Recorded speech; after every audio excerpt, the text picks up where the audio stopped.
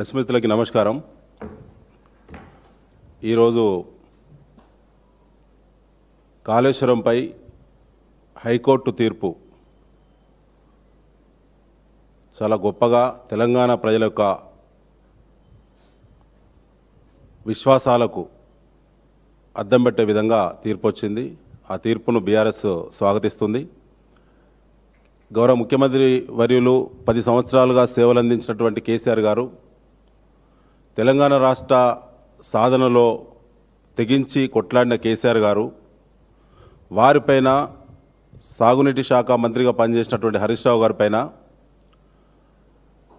ఇప్పటి ముఖ్యమంత్రి రేవంత్ రెడ్డి గారితో పాటు కాంగ్రెస్ పార్టీ గత అసెంబ్లీ ఎన్నికల ముందు ప్రారంభించి విష ప్రచారాన్ని నిన్నటి వరకు చేసింది.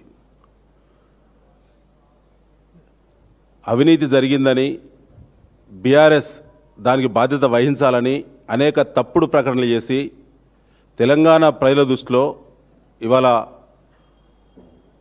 తలదించుకునే పరిస్థితి కాంగ్రెస్ పార్టీకి వచ్చింది.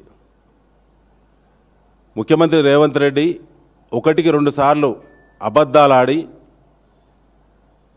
420 ముఖ్యమంత్రిగా చరిత్రలోకి ఎక్కిండు.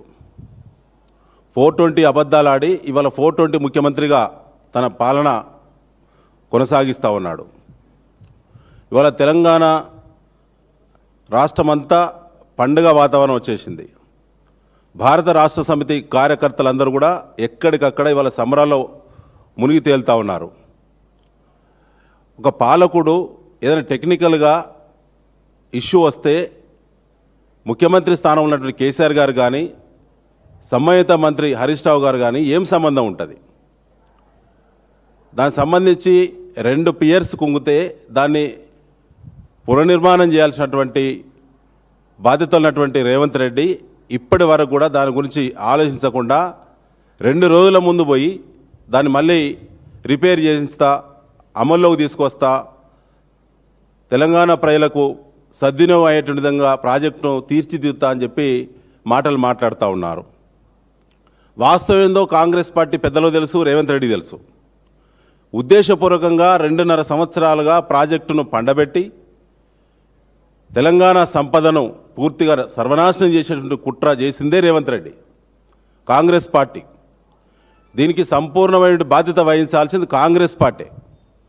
తెలంగాణ రైతాంగాన్ని అరిగోసబెట్టి 2 పంటలకు సమృద్ధిగా నీళ్ళు వచ్చేటువంటి ప్రాజెక్టును పండబెట్టి 2-3 నెలల్లో అమల్లోకి వచ్చేటువంటి ప్రాజెక్టును 2.5 సంవత్సరాలు కూడా కన్నెత్తి చూడకుండా ఇవాళ ఈ స్థితికి తీసుకొచ్చింది రేవంత్ రెడ్డి మాత్రమే. కేవలం రాజకీయ కుట్రలో భాగంగా కేసీఆర్ గారిని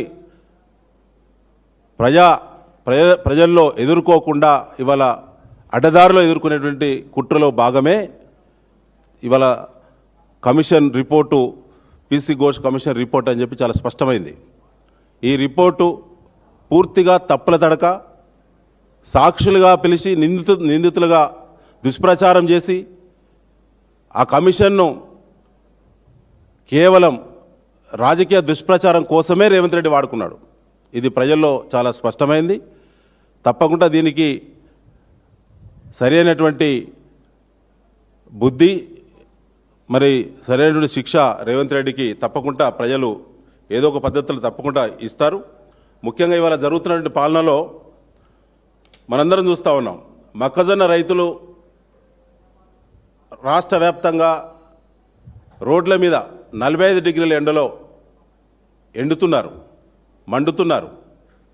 ఇవాళ దాదాపుగా 11,70,000 పైచిలుకి ఎకరాల్లో మొక్కజొన్న పంట వస్తే మార్కెట్ ద్వారా కొనుగోలు చేస్తామని చెప్పి ప్రకటన చేసి వాళ్ళ మంత్రులు, అధికార పార్టీ ఎమ్మెల్యేలు ఫోటోలకు పోజులు ఇచ్చి కొనుగోలు కేంద్రాలు మండలానికి ఒకటి ప్రారంభించారు తప్ప కొనుగోలు సక్రమంగా జరగడం లేదు.